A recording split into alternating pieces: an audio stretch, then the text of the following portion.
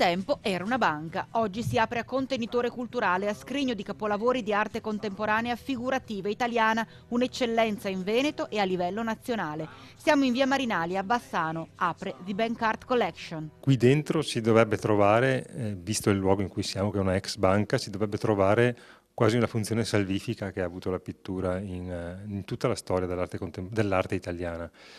Per cui questo che è un luogo in cui il Veneto, soprattutto il Veneto inteso come persona veneta, veniva quasi a soffrire, qui adesso dovrebbe trovare una sorta di redenzione, chiamiamola così, una parola difficile, grossa, però di fatto dovrebbe essere una sorta di arca di salvezza questa qui. Mostra permanente, mirata alla scelta di scegliere proprio questa pittura di nicchia.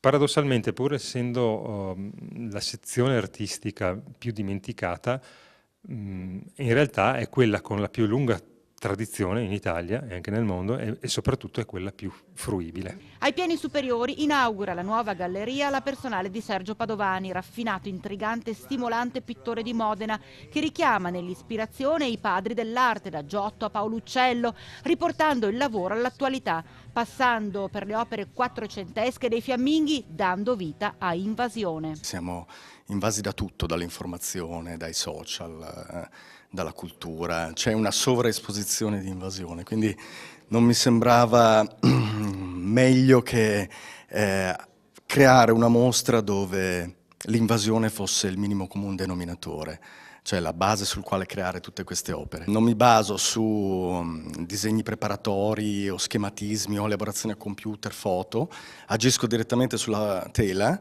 la visione che trovo sulla tela viene poi tutta in un certo senso ricondotta a una dimensione medievale, ereditare questo gloriosissimo passato e in qualche modo rielaborarlo e ritrasmetterlo nel futuro.